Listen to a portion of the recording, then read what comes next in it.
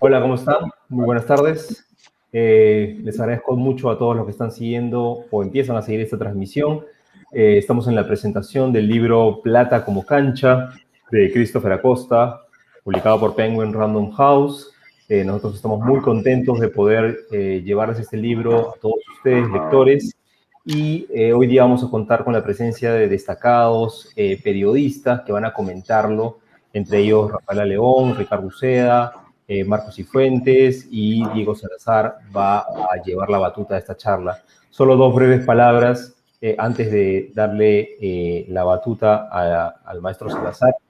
Nosotros estamos muy contentos de poder tener nuestro catálogo a alguien como Christopher Acosta, un periodista de una reputación intachable y que ha seguido en esta labor, en esta faena, a la trayectoria también de César Acuña, y esta investigación ha tenido ya muchos años.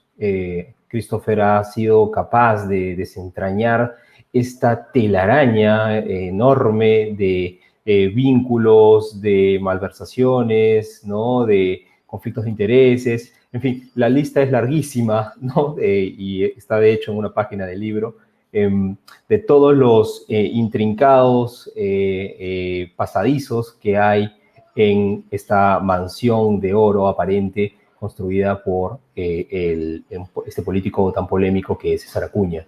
Nosotros estamos, como les digo, bastante orgullosos de poder haber publicado esta investigación, que es una investigación sólida y que proviene de un periodista como Christopher, que sin duda, gracias al premio de periodismo que acaba de ganar últimamente, creo que queda bastante refrendada su calidad como investigador.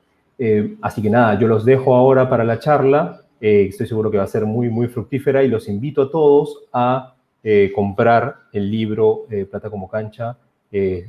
Seguramente va a haber secretos como cancha develados, ¿sí? Diego, pasamos contigo, por favor. ¿Qué tal? ¿Cómo están? Buenas tardes. Mi nombre es Diego Salazar. Muchísimas gracias a Penguin Random House por invitarme a presentar el libro, a Christopher también por la invitación, y bueno, y al resto de panelistas que tenemos hoy. Voy a hacer una brevísima introducción para dar rápidamente paso a las primeras intervenciones del resto de periodistas presentes. Plata como cancha es un libro que es un rara avis en nuestro país, y digo esto porque es una investigación periodística de largo recorrido sobre un personaje muy relevante en la política de nuestro país en los últimos tiempos. Cuando me refiero a largo recorrido, quiero decir que Christopher Acosta, como queda claro en el libro, y quienes venimos siguiendo su carrera hace tiempo, no empezó a investigar al señor Acuña ayer, ¿no? Esto es una investigación con años en la realización, y eso se puede sentir en el libro, y eso es lo que creo que lo diferencia de otros libros similares que se pueden publicar en nuestro país sobre personajes políticos, ¿no? Es muy difícil hacer ese tipo de investigaciones en el Perú, y creo que vale la pena resaltarlo. Pero este es un libro sobre varias cosas, y quiero que eso, iremos desarrollando eso, espero, a lo largo de la conversación con Rafaela, con Marco y con Ricardo, y bueno, y con el propio Christopher, ¿no? Como yo lo he entendido, como yo lo he leído, este es un libro, primero, sobre, bueno, un hombre que cuenta una historia de self-made man, ¿no? De hombre hecho a sí mismo, exitoso en los negocios, y entonces el libro indaga en cuán cierto es esto, o más bien más que cuán cierto, cuáles son los pequeños desvíos o atajos que el señor Acuña ha realizado en la construcción de su fortuna y de su personaje público y político. También es un libro sobre las profundas relaciones que existen entre el poder económico, tanto el viejo poder económico como el nuevo poder económico, la política y otros poderes en nuestro país. Es un libro sobre un tema del que hablamos mucho, pero el que yo creo que, y de hecho que es un tema que ha suscitado mucha controversia y del que discutimos mucho en medios y en redes sociales, pero que todavía creo que no hemos podido agarrar de raíz, que es el gran negocio que es la educación en el Perú. Luego, es un libro sobre un hombre acostumbrado a comprarlo todo, ¿no? Y esto es algo que uno ve constantemente a lo largo de las páginas de Plata como Cancha, y bueno, ya desde el título, ¿no? Sabemos que el dinero y el uso de ese dinero es uno de los temas que va a recorrer toda la obra de Christopher. Y por último, y esto, bueno, ya es un poco más por deformación profesional, a mí me llamó la atención y me interesa mucho, porque es un libro también sobre las disputas entre el periodista biógrafo y el biografiado, ¿no? Y creo que va a ser interesante conversar sobre esto con Christopher más adelante. Sin más, le quiero ceder la palabra a Rafaela para que ella arranque con los comentarios. Muchas gracias, Diego. Muchas gracias a todos por la invitación. Bueno, lo primero que habría que decir es que Christopher ha puesto el ojo donde nadie lo había puesto antes. César Acuña es un personaje escurridizo, ha pasado desapercibido durante mucho tiempo. Es un político que de alguna forma siempre ha estado como en un plano, en un tercer plano, en el abanico, en el espectro de figuras presidenciables o candidateables, ¿no? Desde el punto de vista mediático, periodístico, por lo menos, ¿no? Con la salvedad que no destaca mediáticamente en Lima tanto como sí en regiones, empezando por el norte, ¿no? Es, como él mismo dice, es más empresario que político. Esa puede ser, por cierto, más bien parte de su estrategia de imagen política, pero lo cierto es que no es tampoco no es el más invitado a los canales, a los programas, ni el más entrevistado, aunque después de la encerrona menos. No es el preferido para los debates, salvo un par de voceros estridentes, no tiene cuadros con una opinión pública reconocible, aunque sí una bancada con un mandato que por lo general se acata. Y en medio de todo esto, Acuña sobrevive y lo hace lleno de sombras que nadie había descubierto hasta ahora, ¿no? Entonces, Christopher le ha seguido la pista durante 8 o 10 años, quizá, a partir de un hilo que el autor ha ido jalando, posiblemente el desvío de fondos de la municipalidad de Trujillo, ¿no? cuando Acuña fue alcalde. Y el resultado de esa perseverancia es que estamos ahora frente al retrato más cercano del candidato Acuña, ¿no? El libro confirma patrones de conducta que definen a su vez un segundo aspecto, que son sus métodos políticos, sus métodos judiciales, empresariales y personales a nivel íntimo, ¿no? Y más que eso, el libro revela no solo una personalidad posiblemente narcisista, sino una conciencia que lleva al personaje a saberse impune, ¿no? De hecho, esa es una de las tesis del libro. Esos patrones de conducta, por cierto, quedan perfectamente graficados en las frases de Acuña, que se han escogido y ubicado a modo de epígrafes en cada capítulo, que es una selección muy acertada, ¿no? Entonces hay varios momentos de Acuña que no conocíamos y que el libro revela, ¿no? Hay un aspecto clave, por ejemplo, es que Acuña es parte de un clan, ¿no? Y más un fundador de ese clan. Habría que contar algún día la historia de los clanes en la política peruana, ¿no? Empezando por los Fujimori. En algún momento los Humala, más recientemente los Acuña y por ahí más, en menor medida, los Luna, por ejemplo, ¿no? Pero en ese detalle, gestionarlo todo como un clan, se concentra todo lo demás que ahora conocemos después de leer este libro. O sea, ¿y qué define a los clanes? Lealtades, traiciones, bandos, voces que se silencian, los lazos que son, más que de sangre, son los lazos marcados por las finanzas del clan, ¿no? Y por los secretos del clan. Entonces, es pertenecer al apellido, pero es más que eso, ¿no? Es a Luis Valdés, el señor del maletín, Acuña le dice hijo, ¿no? Es ¿cuánto estás dispuesto a hacer por mí? Todos quieren pertenecer o aspiran a ganarse un lugar en ese clan que además los acoge y los protege, ¿no? El hombre de la chequera, el hombre del maletín, el hombre de la seguridad, por momentos sentía estar leyendo una novela negra, ¿no?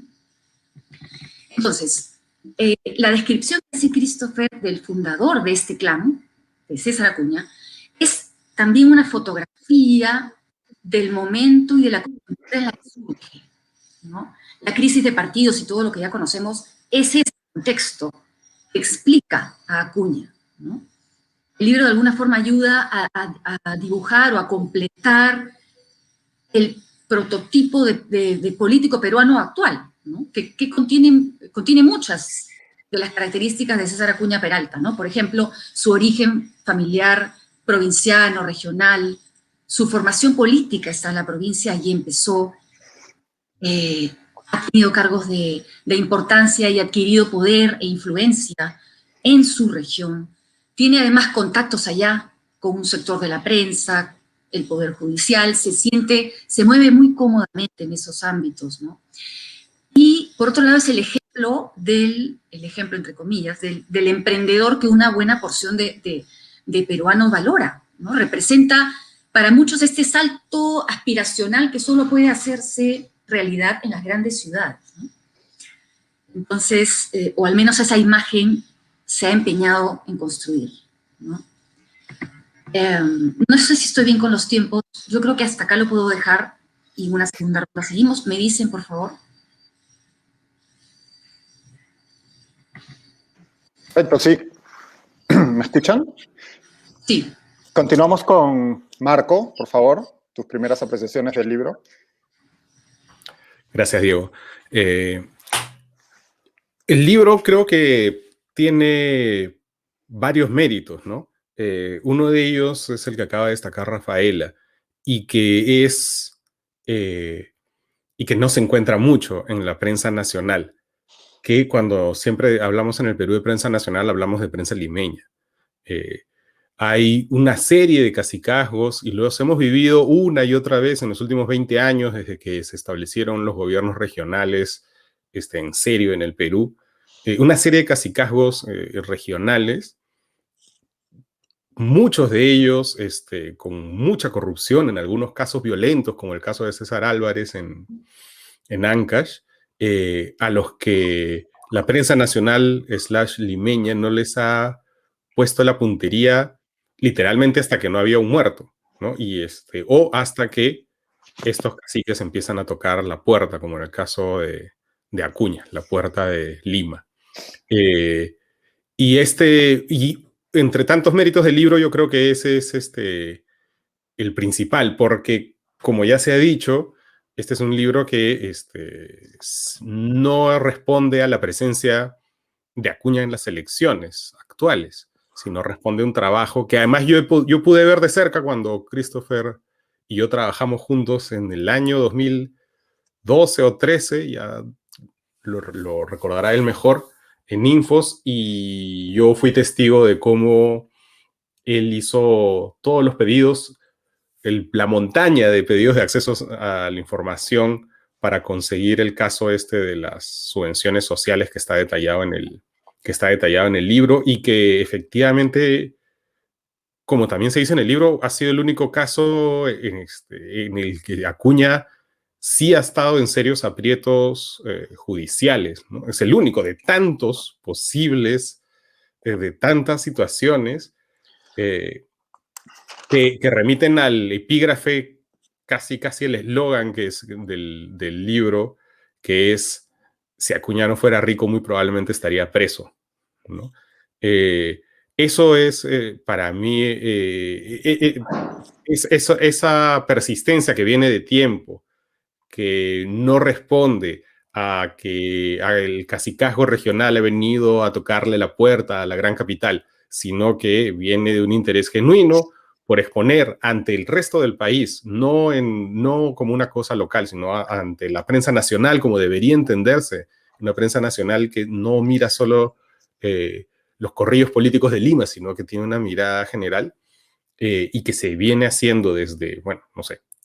Acuña lo entrevisté ayer y me dijo que todo el libro era una serie de refritos, casi dice plagio y no copia, una serie de refritos del diario Correo del año 2006 o una cosa así, y Por suerte, había tenido yo la ventaja de haber visto a Chris en el año 2012 o 13, no me acuerdo, hacer estos pedidos de acceso a información. Le dije, oye, ¿no? Esto continuó por lo menos en el 2012, y a mí me consta personalmente, ¿no?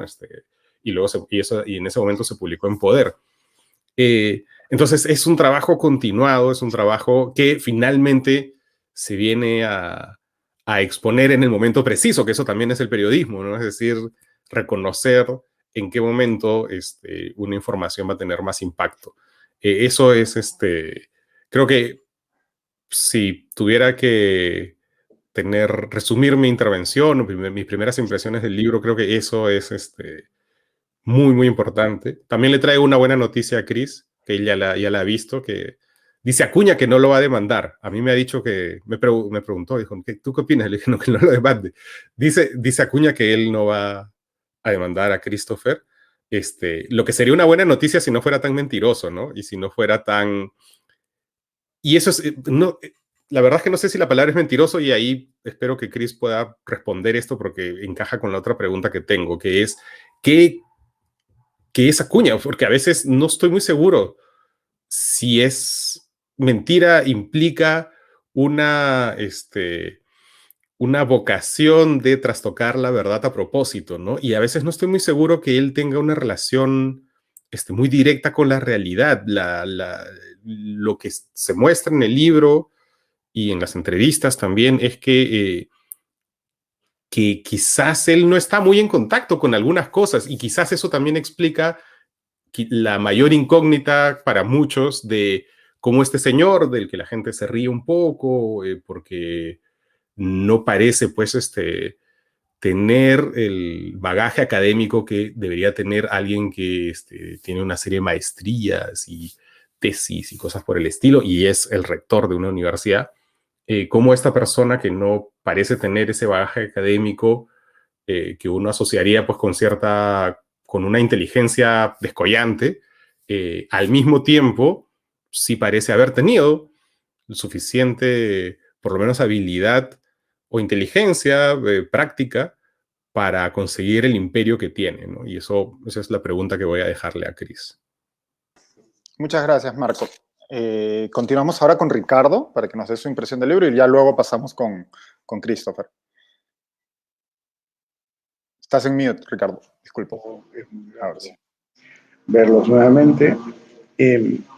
Quisiera muy apretadamente hablar un poco de Acosta, porque parte de lo que me siento compelido a hablar es una cosa testimonial respecto de los primeros años de Christopher, por lo menos en medios de Lima.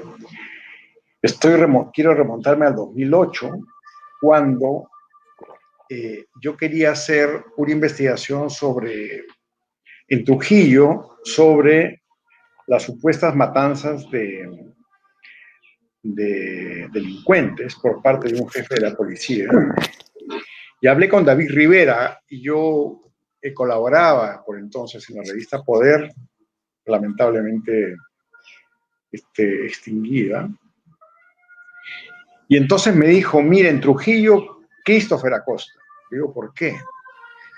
Resulta que Chris a los 24 años era editor de una revista económica de la Cámara de Comercio, y después, por recomendación de David, quien le hizo una asesoría al diario de Industria, pasó a ser editor del suplemento económico de la Industria, ¿no? Eso no es común. Me dijo él, hablo de Rivera, me dijo, es muy inteligente, tiene visión, y aquí quiero anotar algo para ir luego al libro, no me puedo detener en aspectos tan organizados, pero es decir, el buen editor puede ver qué hay detrás de algo que parece que no es tan importante, ¿no? Y puede ver su importancia, su impacto, ¿no? Si no, el ser editor no tiene mucho que dar. Y efectivamente, hablé con Chris, me hizo una colaboración para la investigación, hicimos una base de datos, o la hizo él más bien, ¿no? De unos más de 40 posibles asesinados, ¿no? Pues un trabajo de campo, un típico trabajo de investigación. Y yo me quedé, digamos, impresionado por un joven que tenía claridad de cómo era buscar algo, ¿no? Porque pienso que el periodista de investigación no es un genio, ¿no? Es alguien que tiene una visión de lo que puede pasar y una capacidad de analizar a mediano plazo, ¿no? Y de seguir cosas a mediano plazo, es decir, no en el momento. Y él tiene esa cualidad, ¿no? No digo que es la mejor, porque hay periodistas, sobre todo en la televisión, que tienen un talento instantáneo y pueden cambiar la realidad sobre la base de algo que hacen en un día, ¿no? No digo que es lo mejor, lo más cualificado y tal, pero tener una habilidad, un talento de ver las cosas a mediano plazo, seguir las cosas a mediano plazo, es algo que tiene Chris Acosta y explica en muchos sentidos este libro, porque él vio en Acuña un político que podía ser importante, hay algo distinto, ¿no? Vio en él un defecto, una cosa que era periodísticamente atractiva, y por eso lo ha seguido. O sea, en el caso de Acosta, que es algo segundo que yo quiero retratar o destacar, ¿no? No es que él particularmente tenga una inquina, algo ideológicamente contrario a alguien como Acuña. Simplemente Acuña se le cruzó por el camino, pudo haber sido otro, pudo haber sido un izquierdista, alguien de derecha. No hay nada personal en este seguimiento que hace desde entonces Chris a César Acuña. O sea, yo creo que lo percibió como alguien que tenía proyección nacional y que tenía un defecto, o que tenía una característica, ¿no? Y es que muchas de las cosas que decía era falso, que jugaba en el intermedio entre la legalidad y la ilegalidad, y que, entre otras cosas, podía usar su dinero de una manera impresionante para cubrir los problemas que le traía malas prácticas, ¿no? Entonces, yo quiero destacar esas cualidades de Chris. Después vino a Lima, él, bueno, nada menos que es el organizador de la Conferencia Latinoamericana de Periodismo de Investigación, ¿no? Que es algo que es muy poco conocido aquí, pero que implica seleccionar trabajos investigativos de toda América Latina, ¿no? Es una cosa, digamos, profesionalmente muy importante. Tienes que ver qué cosas han hallado los principales periodistas o medios en investigación, seleccionarlos, ver cuál es la cualidad. Y entonces, al mismo tiempo que hizo esto en el IPIS, por eso lo conozco tanto y por eso es testimonial de alguna manera mi intervención, es que pienso que es un periodista que va a dar muchas contribuciones al país, ¿no? Y de hecho, él estuvo en Poder, estuvo en el Comercio, estaba en Latina, y varios de los trabajos que presenta el libro están vinculados a publicaciones en esos medios sobre el mismo personaje. Entonces, yo quisiera, para, digamos, ir ya al fondo, destacar alguna cosa que es clave, ¿no? O sea, en los 7 u 8 capítulos del libro, nosotros encontramos conclusiones que no son algo que podría ser en el que el término condicional vale, no, son cosas categóricas, ¿no? Es decir, tú ves, y aquí hago un repaso rápido, ¿no? Ves el tema del plagio, cómo fueron los orígenes y el arreglo, Y no te queda duda que hubo plagio y por qué esto quedó en el ostracismo, ¿no? Ves el tema del pleito con su hermano Virgilio y también cómo hubo una controversia muy grande por propiedades o bienes que le correspondían a Virgilio y después ellos llegan a un acuerdo muy importante. Ves las cuentas de la Universidad de Vallejo, ves el muy conocido tema de las subvenciones, ¿no? Cómo siendo alcalde se usan las subvenciones de una manera pues ilegal que no tiene finalmente consecuencias.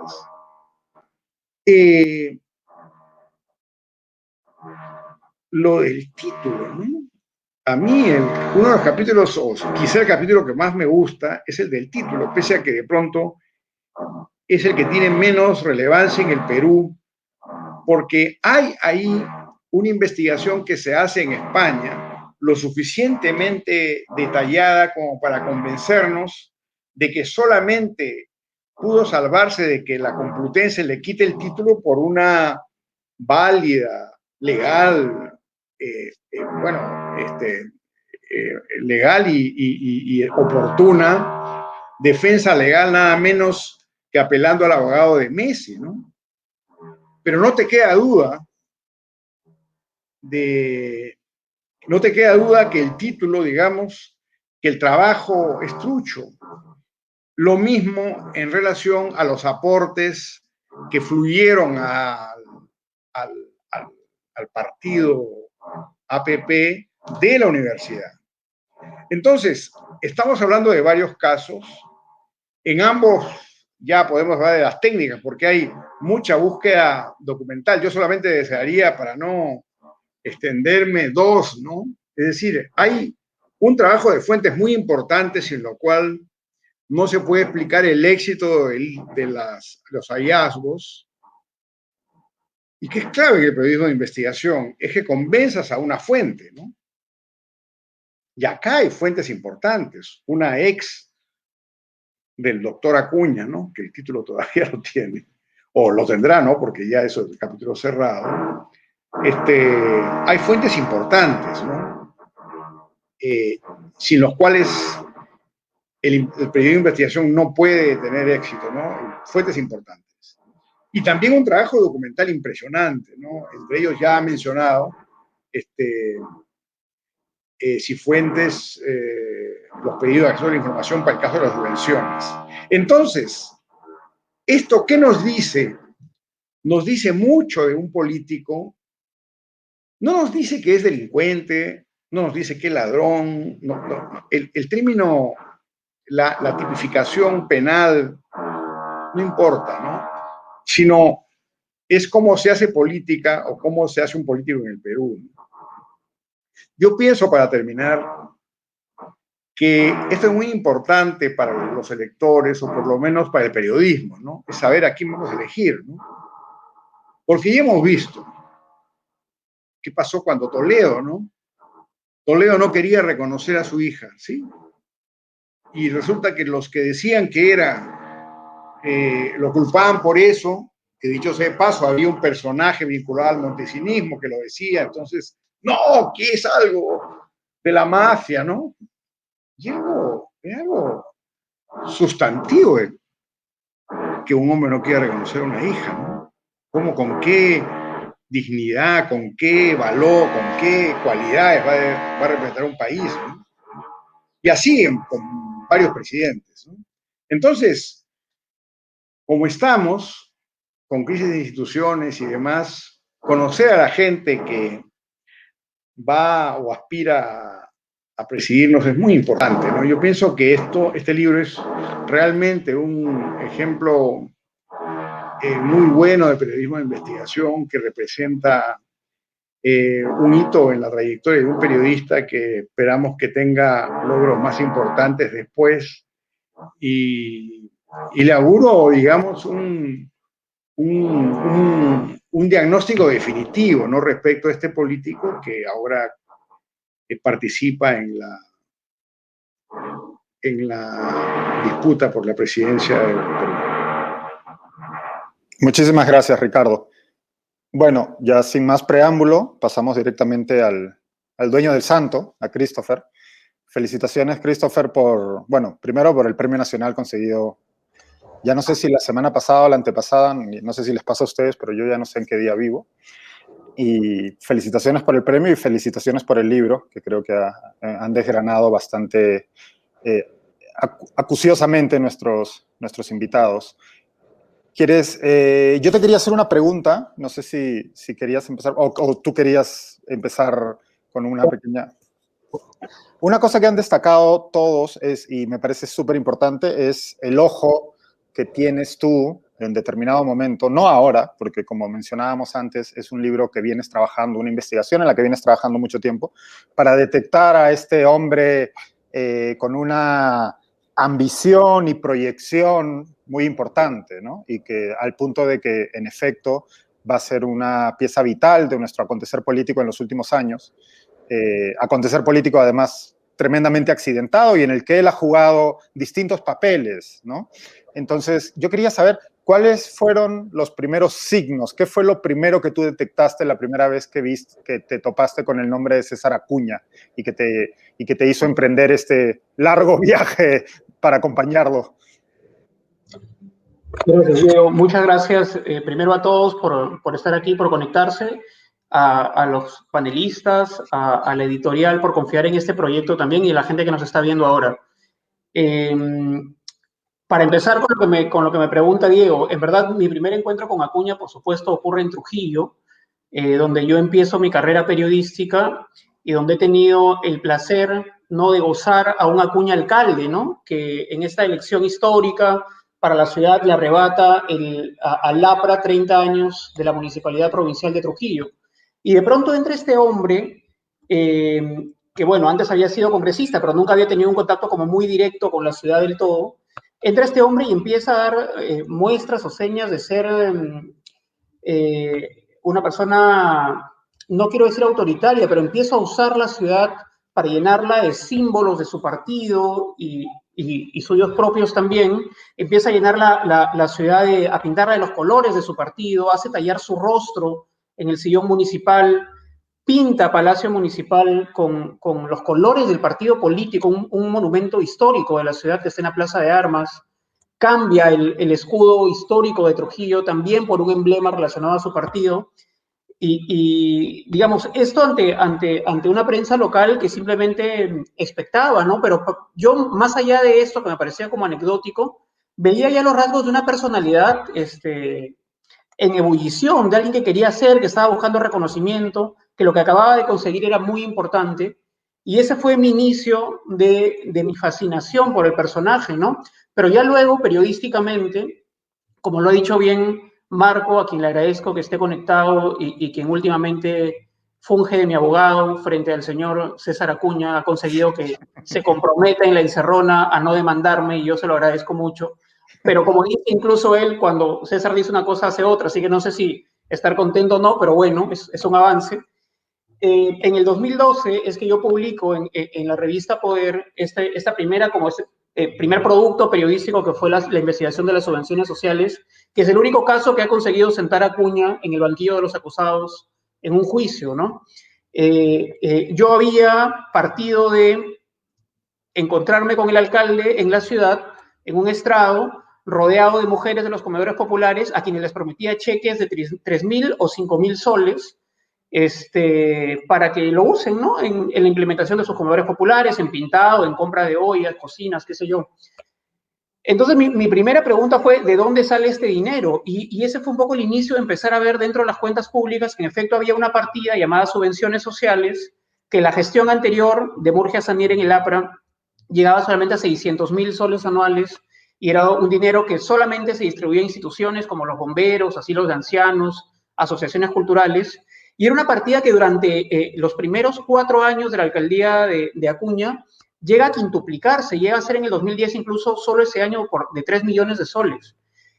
Pero además, en la administración de esta partida se había creado toda una arquitectura legal a medida que le había permitido que ya no solamente instituciones, sino también personas naturales reciban dineros, y que además, si tú recibías dinero y no lo rendías, como decía la norma, no importa, porque luego venía otro decreto de alcaldía que conseguía que ya no sea necesario que lo rindas, más que con una declaración jurada ya no tenías que presentar boletas o facturas, ¿no?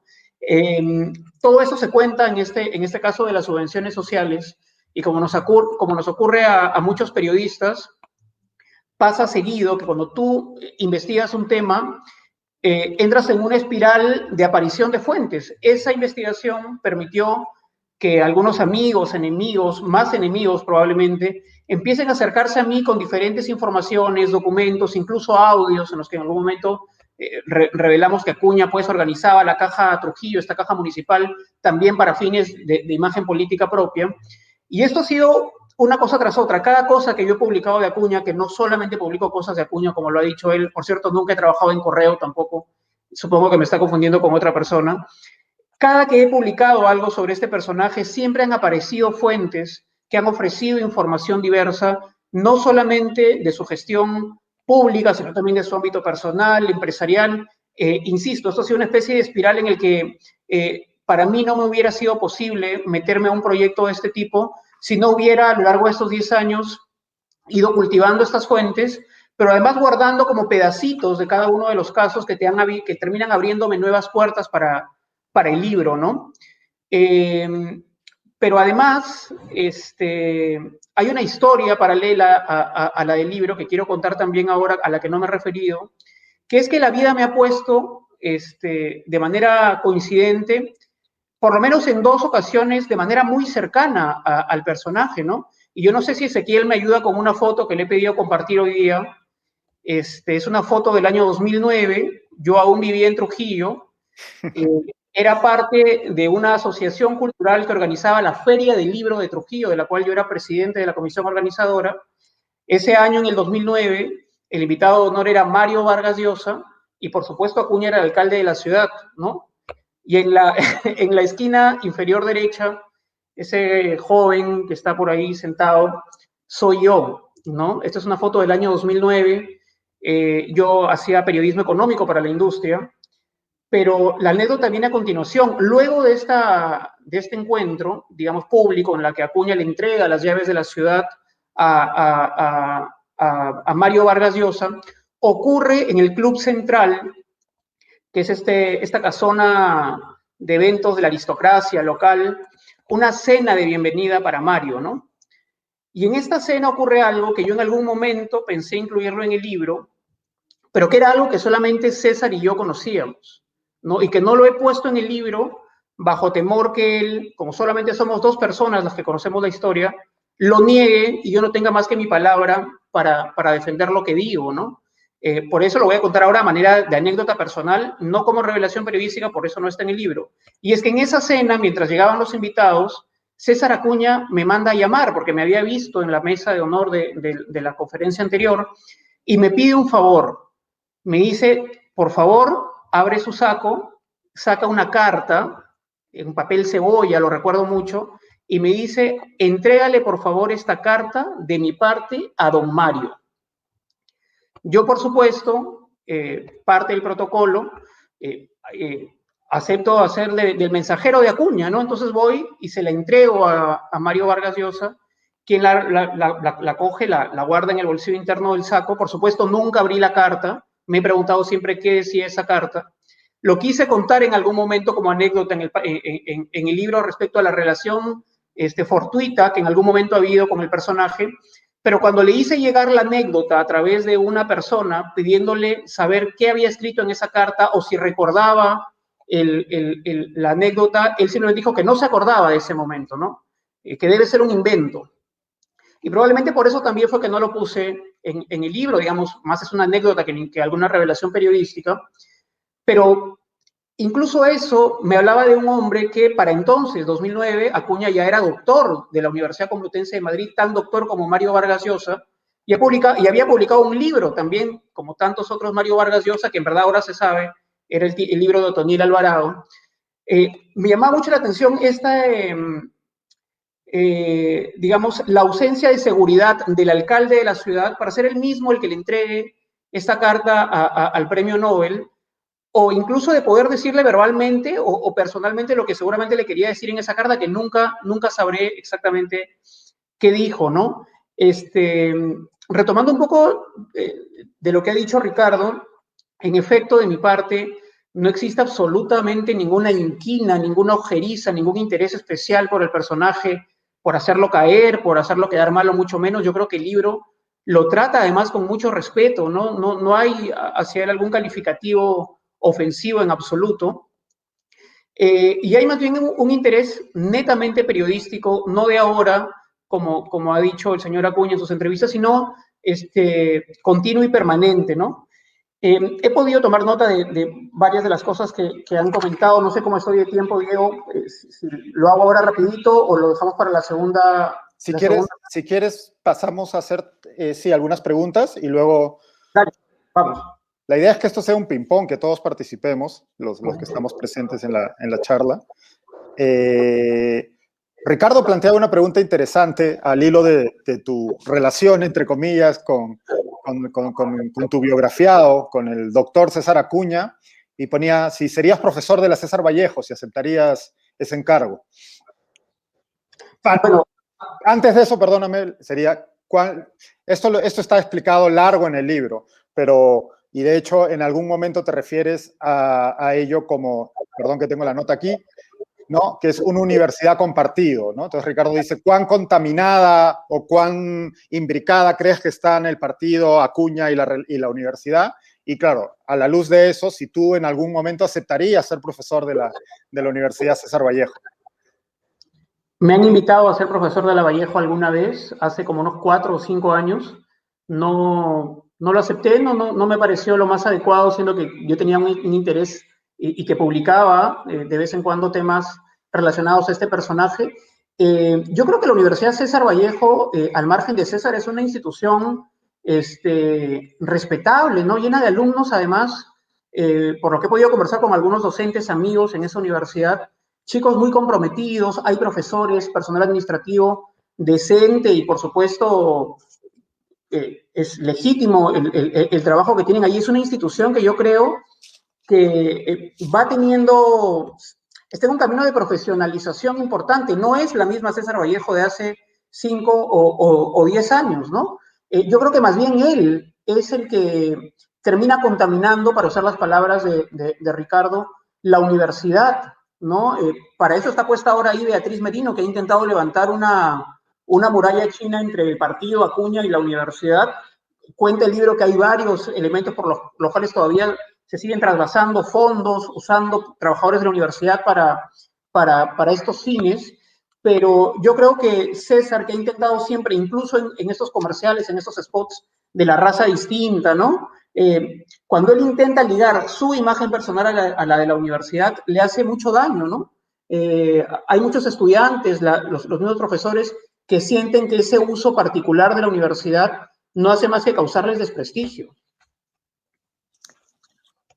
A la espera de que, bueno, Marco, Rafaela seguramente tendrán alguna pregunta más. Yo quiero comentar algo bien interesante, de hacerte una pregunta, y es, hablabas de esta inseguridad, a propósito de esta anécdota que contabas, en la que fungiste de mensajero de Acuña con Mario Vargas Llosa, pero por otro lado, esa inseguridad, no sé si es contradictoria o si a la vez está relacionada con, y esto es algo que me llamó bastante la atención en el libro, sobre la importancia que Acuña se da en la construcción de su personaje y en los símbolos que construyen ese personaje, ¿no?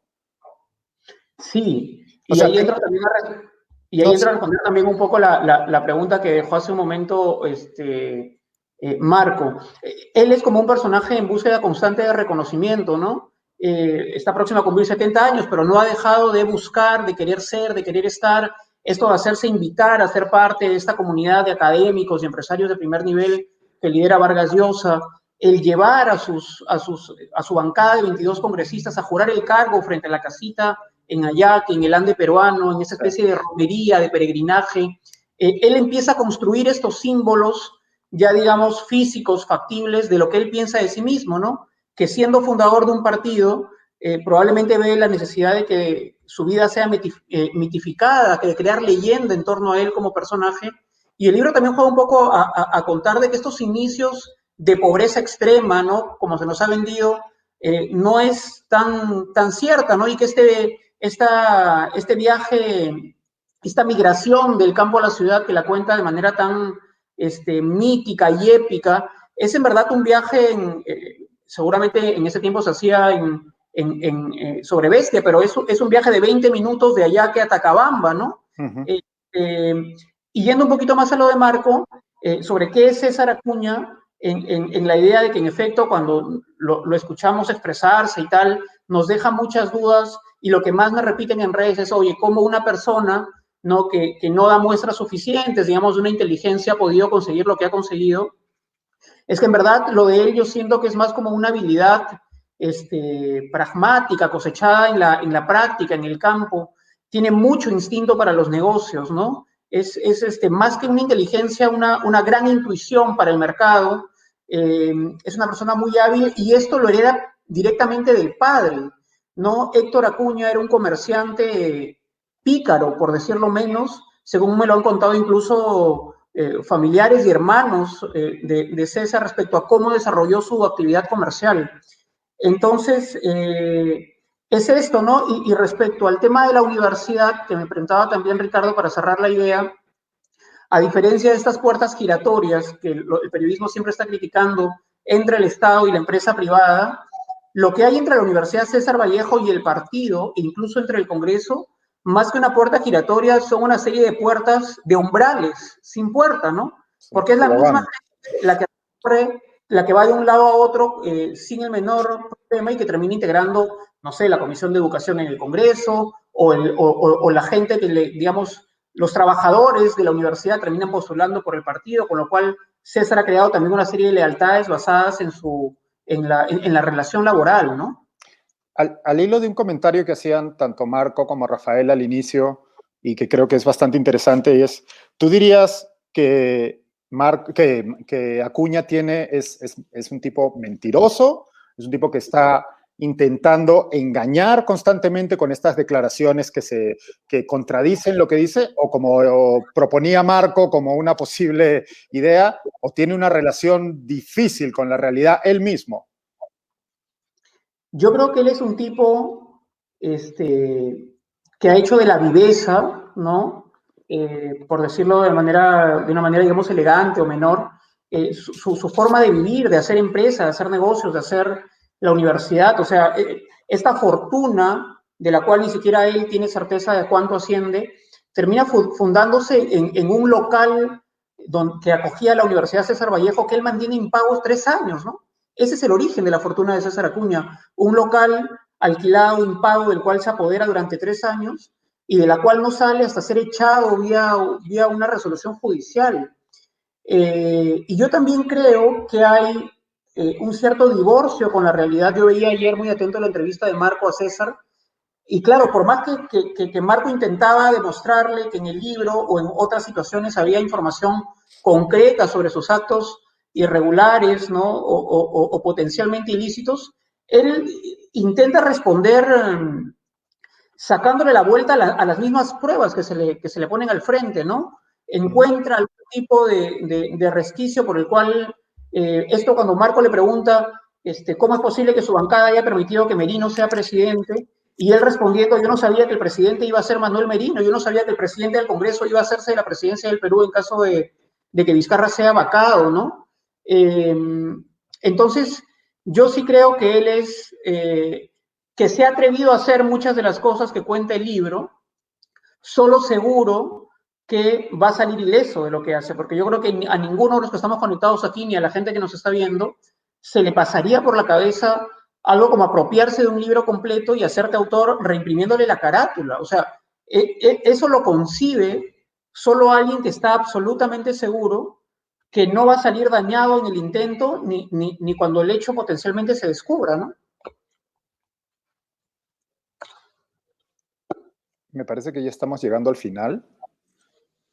Si alguno de los otros participantes tiene alguna pregunta o comentario que quiera trasladar a Christopher.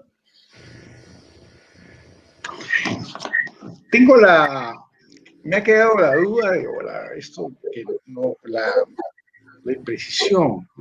de cómo la Complutense, teniendo